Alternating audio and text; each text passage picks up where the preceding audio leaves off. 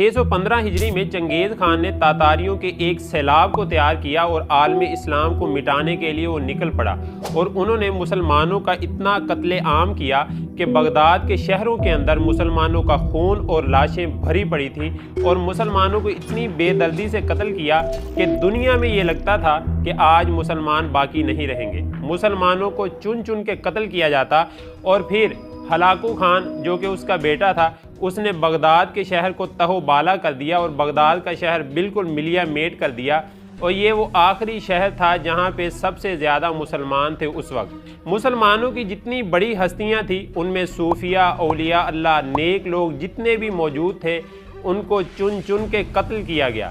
لیکن ان حالات میں بھی اللہ کے ایسے نیک لوگ بھی موجود تھے، جب سب کو لگ رہا تھا کہ اب مسلمان کوئی باقی نہیں بچے گا اور اللہ کا نام لینے والا کوئی باقی نہیں بچے گا، تب بھی اللہ کے بندے ایسے موجود تھے جو اللہ کا نام لینے والے تھے، اللہ کی صدائیں بلند کرنے والے تھے اور سنت پہ چلنے والے تھے، اور انہوں نے شہروں سے دور جا کر اپنی خانقاہوں کو آباد کیا۔ انہی بزرگوں میں سے ایک بزرگ جن کا نام سید شرف الدین رحمہ اللہ تھا، انہوں نے کاش گھر کے سبزہ زار کے اندر شہروں سے علیحدہ جا کر اپنی خانقاہ کو آباد کیا۔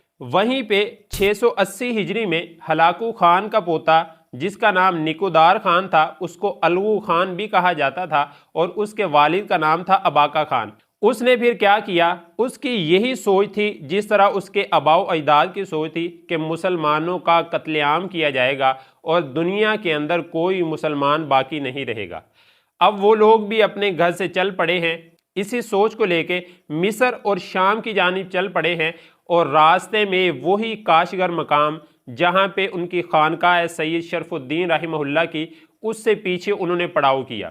پڑاؤ کے اندر اب رات کو یہ کرتے تھے کہ شراب اور کباب کی محفلیں ہونی اور دیر تک ناچ گانا ہونا، اس کے اندر نکودار خان بھی شامل ہوتا تھا۔ اب رات کو جب انہوں نے سونا، رات کو دیر سے سونا، اور نکودار خان اس کی یہی سوچ تھی، اس کے ذہن میں یہی چیزیں چل رہی تھی کہ دنیا سے مسلمانوں کا خاتمہ کس طرح کیا جائے، اور یہ چیزیں اس کو سونے نہیں دیتی تھی، اتنی زیادہ مسلمانوں کے لیے اس کے دل کے اندر نفرت موجود تھی۔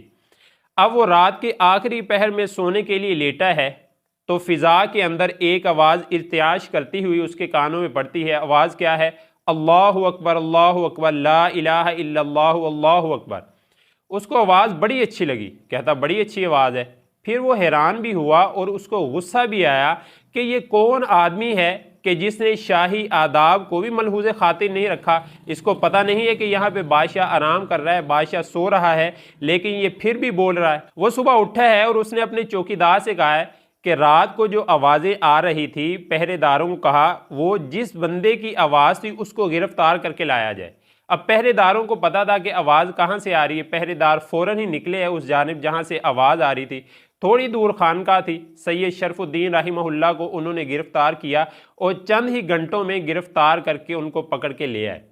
جب پکڑ کے لے آئے ہیں، نکودار خان کے سامنے ان کو بٹھا دیا ہے۔ سید شرف الدین رحمہ اللہ نکودار کے سامنے بیٹھے ہیں اور اس کے پاس گوشت کے بڑے بڑے ٹکڑے ہیں جو نکودار کے کتے کھا رہے ہیں گوشت کو۔ اب نکودار نے اس سے سوال کیا، کہتا ہے سید صاحب آپ مجھے بتائیں کہ میں اچھا ہوں یا یہ کتے اچھے ہیں، کیونکہ آپ مسلمان ہیں اور مسلمانوں کی سوچ یہ ہے کہ تاتاری لوگ کتوں سے بھی بدتر ہیں۔ اب مجھے بتائیں کون زیادہ بدتر ہے، میں یا یہ، اور یہ بتائیں کہ کون زیادہ اچھا ہے۔